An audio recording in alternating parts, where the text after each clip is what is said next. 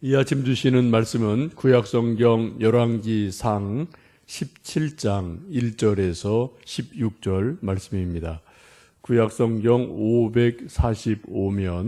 545면 열왕기상 17장 1절에서 16절 말씀 합독하십니다.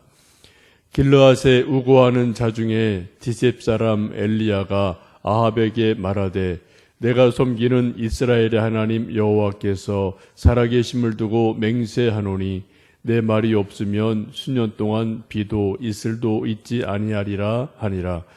여호와의 말씀이 엘리야에게 임하여 이르시되 너는 여기서 떠나 동쪽으로 가서 요단 앞 그릿 시냇가에 숨고 그 시냇물을 마시라.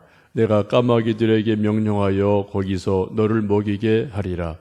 그가 여호와의 말씀과 같이 하여 곧 가서 요단 앞 그릿 시냇가에 머물매 까마귀들이 아침에도 떡과 고기를 저녁에도 떡과 고기를 가져왔고 그가 시냇물을 마셨으나 땅에 비가 내리지 아니하므로 얼마 후에 그 시내가 마르니라. 여호와의 말씀이 엘리야에게 임하여 이르시되 너는 일어나 시돈에 속한 사르밧으로 가서 거기 머물라. 내가 그곳 과부에게 명령하여 내게 음식을 주게 하였느니라. 그가 일어나 사르밧으로 가서 성문에 이를 때에 한 과부가 그곳에서 나뭇가지를 줍는지라. 이에 불러 가져다가 내게 마시게 하라. 그가 가지러 갈 때에 엘리야가 그를 불러 이르되 청하건대 내 손에 떡 한 조각을 내게로 가져오라. 그가 이르되 당신 하나님 여호와께서 살아계심을 두고 맹세하노니 나는 떡이 없고 다만 통에 가루 한 움큼과 병에 기름 조금뿐이라. 내가 나뭇가지 둘을 주어다가 나와 내 아들을 위하여 음식을 만들어 먹고 그 후에는 죽으리라. 엘리야가 그에게 이르되 두려워하지 말고 가서 내 말대로 하려니와 먼저 그것으로 나를 위하여 작은 떡 한 개를 만들어 내게로 가져오고 그 후에 너와 내 아들을 위하여 만들라. 이스라엘의 하나님 여호와의 말씀이나 비를 지면에 내리는 날까지 그 통에 가루가 떨어지지 아니하고 그 병에 기름이 없어지지 아니하리라 하셨느니라.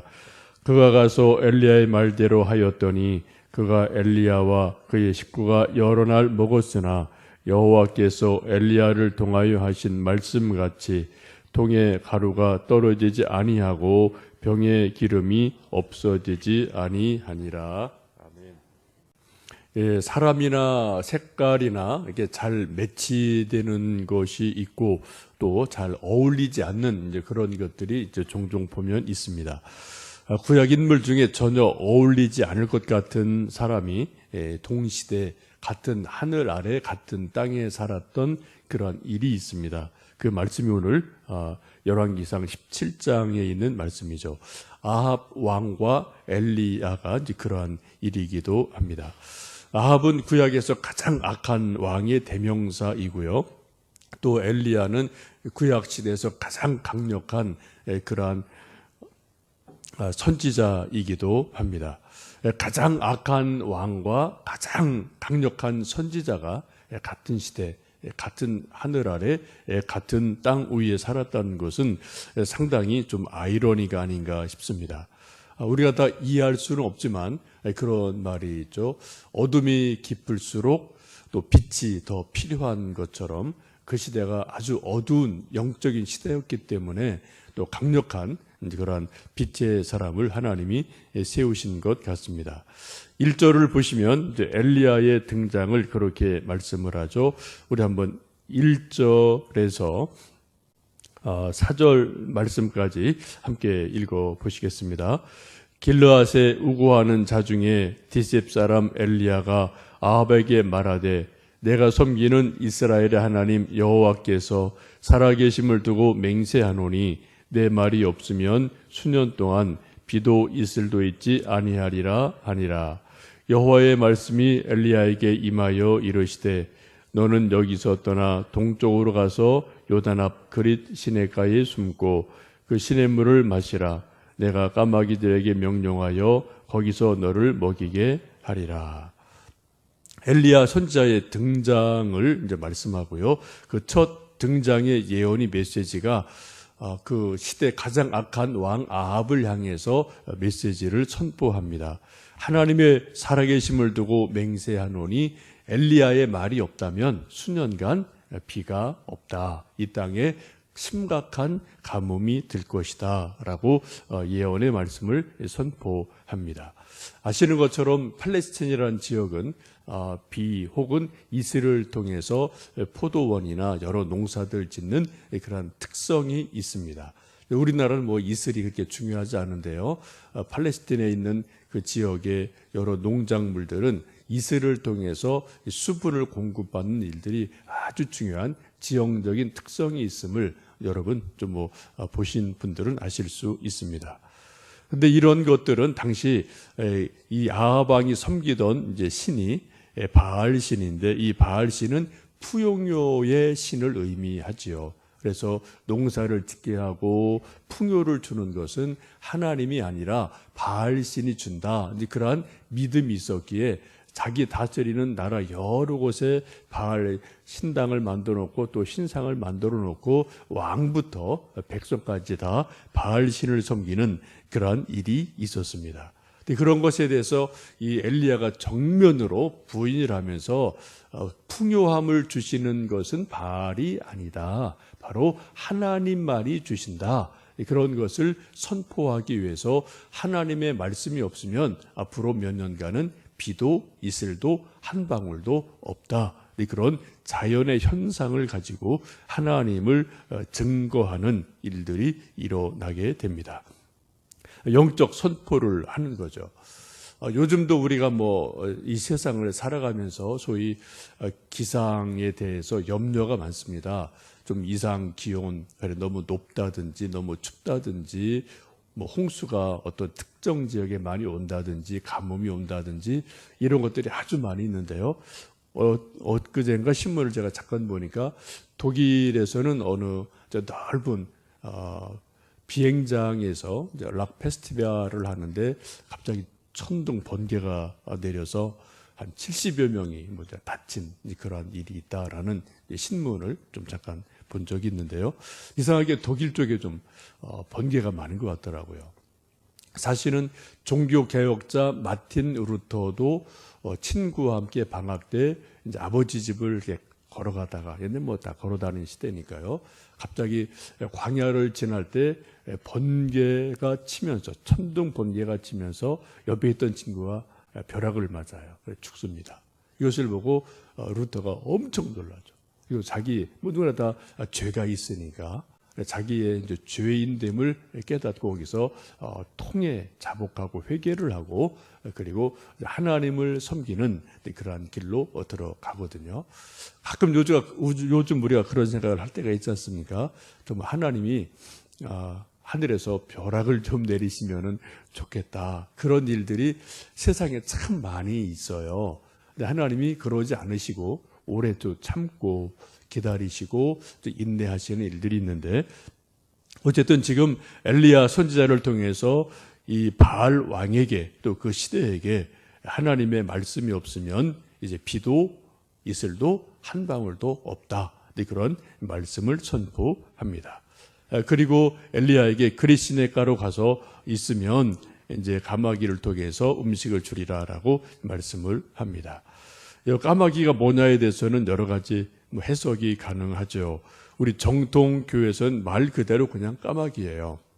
근데 이단에서는 이것을 또 여러 가지로 교묘하게 또 해석하는 것들이 있습니다. JMS라는 그런 이단이 있습니다. 정명석이죠. 지금은 조금 주춤한데 80년대 대학가를 중심으로 엄청나게 세력을 이렇게 좀 늘렸던 그런 이단 중에 하나입니다. 제가 좀 거기 좀 어떻게 제가 청년부 할 때 어떤 한 녀석이 이거 좀 왔다 갔다 하는 게 있어서 제가 좀 가본 적이 있어요. 가서 좀 도대체 뭘 가르치길래 그렇게 혼란스러워하냐라고 좀 했더니 가 들어보세요 해서 제가 신학생 때인데요. 가서 좀 정말 궁금해서 가봤더니 이 사람들 말하는 게 기가 막히게 하더라고요. 그때 제가 들었던 한번 한번 당신들 얘기해 보시오. 네, 듣겠습니다. 하고서 이제 좀 한 2시간 강의를 쭉 거기 이제 뭐 소위 강사죠. 예, 그런 사람이 하는데 정말 뭐 말 달달달 외워서 너무 잘해요. 그때 그 사람이 했던 것 중에 하나가 이제 이 까마귀 얘기를 하는데, 까마귀가 그냥 이 까마귀가 아니라 다른 거다라는 것을 논증하는데 책이 한 권이에요.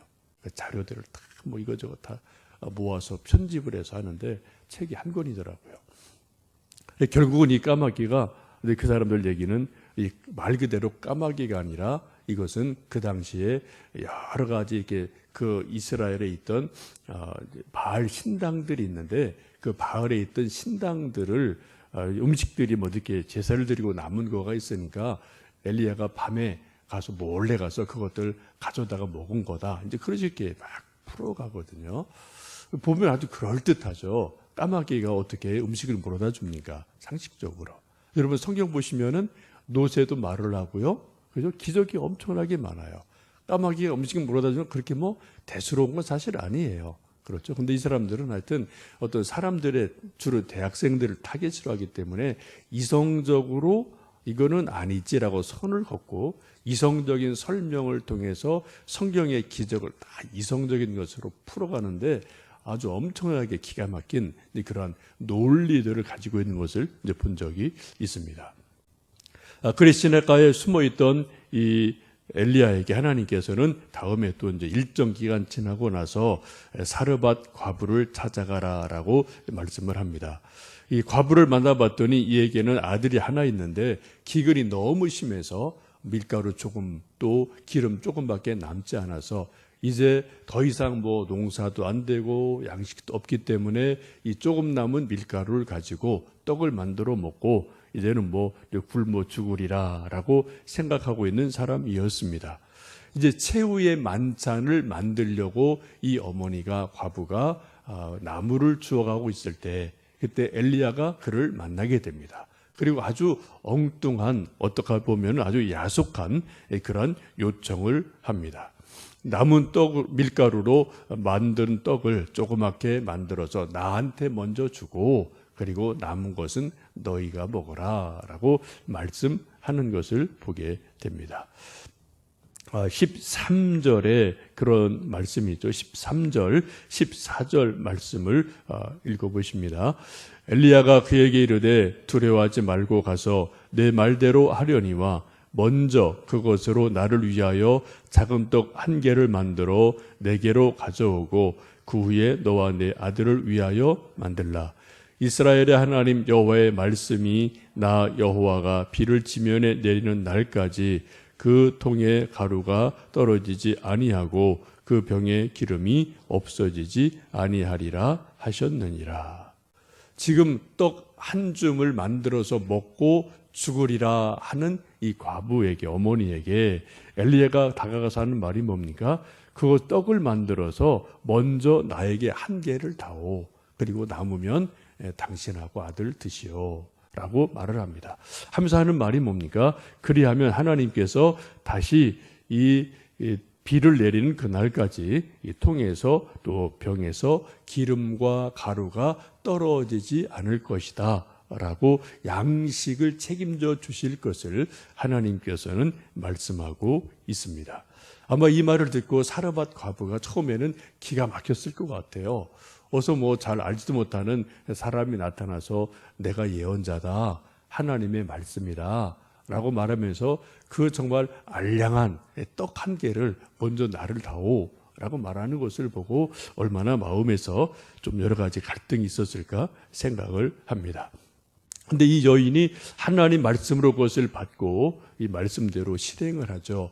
먼저 떡을 만들어 엘리야에게 먼저 주고 남은 것을 자기 아들과 함께 먹게 됩니다. 그 결과 우리가 너무나 잘 아는 것처럼 사르밧 과부의 기적이 일어나는 것도 우리가 잘 알고 있습니다. 이 말씀을 보면은 하나님께서 사르밧 과부라는 한 사람의 신앙을 테스트할 때 가장 어려울 때 하나님이 그 신앙을 테스트를 하셔요. 하나님이 우리의 신앙을 가끔 이렇게 좀 테스트할 때가 있습니다. 근데 대부분 보면은 형통할 때, 건강할 때, 넉넉할 때는 저나 여러분이나 신앙 테스트를 그런 대로 할 수 있어요. 왜요? 여유가 있으니까요. 뭐 이거 없으면 이것도 조금 여유가 있으니까 가능합니다. 그런데 성경을 보시면 하나님이 우리 믿음을 테스트할 때는 가장 어려울 때 대부분 테스트를 하십니다. 아브라함에게 독자 이삭을 바치라 하신 것도 뭐예요? 정말 아들 딱 하나, 적자는 딱 하나 있을 때 독자를 바쳐라 라는 말씀을 하셨고요. 오병이어의 기적을 베푸실 때도 보면은 그 어린 아이, 다른 사람은 아무것도 없고 어린 아이만 달랑 도시락 하나 있을 때 그것을 가지고 또 만드시는 것을 볼 수가 있거든요. 먼저 하나님에게 드리는 그 믿음을 보시고 하나님이 또 채워 주시는 것을 보게 됩니다.